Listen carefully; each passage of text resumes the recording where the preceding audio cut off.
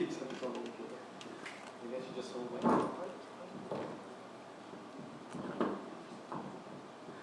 Hi, good afternoon. I was told to talk about supernatural characters and the creation of them.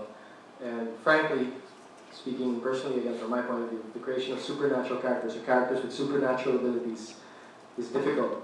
It's very hard because fiction is already, if I may, fiction is already replete with supernatural characters. We have angels, demons, ghosts, talking animals, beings from fairy, and the most popular ones from the 90s, anthropomorphications of ideas.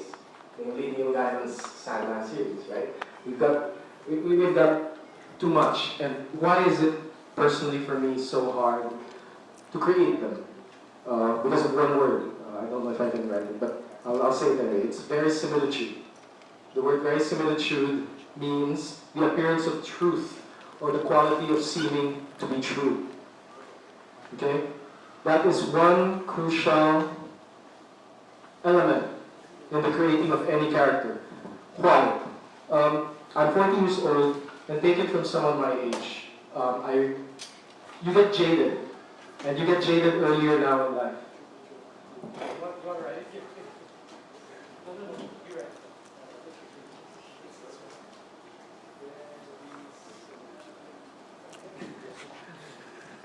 So it's really hard. Why? Like I said, I'm 40 years old. You get to my age, and you're jaded. You've read a lot, you've seen a lot, you think you've seen it all, though you know you haven't. Your mind tells you you haven't. And frankly, you get jaded earlier in life. I've met high schoolers and college kids, and they are more exposed, they're more, what's the term? They're more tired of life than I was when I was their age. They're not tired yet, they've still got a lot of gas, but they're more tired. And so the difficulty is to make it believable, because I've had people read about supernatural characters and say, I can't believe it, it doesn't, they're jolted out right away. So that is the strongest, the most difficult part about writing a character with supernatural abilities. So granted, some of this may be the fault of the baggage the readers carry. So we're jaded, we carry that when we read. But for the most part, the onus to create the believable story lies on the writer. Okay? You can't control what the reader is. You can't control where he comes from. You can't control if he's already tired of life. But you can make the effort in your text to make it believable for that writer. How? So, there's so much genre stuff out there. One would think it's easy to get readers to believe. Because Lord knows we've got angels in almost every story. Lord knows we've got talking animals in so many stories, right? But that's exactly the problem. There's so much out there, and there's so much junk and trash out there, that it's affected us, and we've come to hate, it's harder to believe. I'll give one example, okay?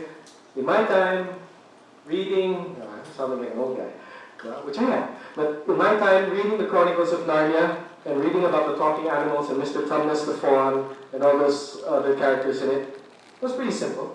I was 14 or 13 when I started reading it, okay?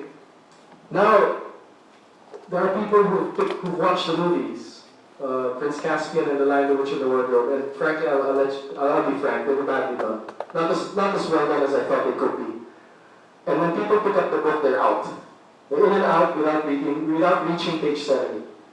Young people, my age, 13, 14. And they say, why? Because they couldn't believe in the book, because they couldn't believe in the movie. So that for me was kind of disservice. Yes, I know that it was okay, but it wasn't as great as it could have been. So that was a turn off. So there's just too much. So I'd like to use, for the sake of this discussion, to use the term supernatural for characters that are non-human. Okay? So that would include not just our magical beings, but also aliens and monsters. So there are some questions which you should ask when writing your story and creating your character. And one of which is, do I really need a supernatural character, or would a regular character be just as effective for the story?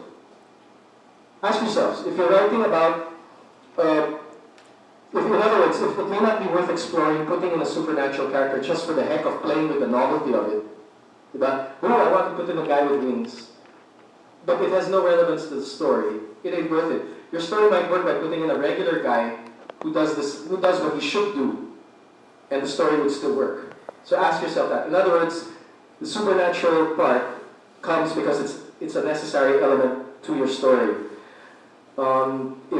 If a non-supernatural character will achieve the same goals, don't. Okay? Stick to a realist story, and it still might work.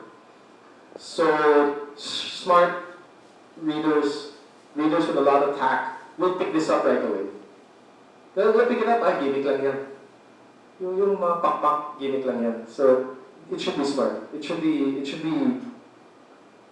relevant. So let's take a classic supernatural character who's been done to death, the vampire. The first incarnation, not the current one with shiny stuff all over their bodies. Okay. Bram Stoker's Dracula. Okay. Now he's the classic vampire. He's dark, foreboding, grim. He drinks blood. Way before it became the sexy version today.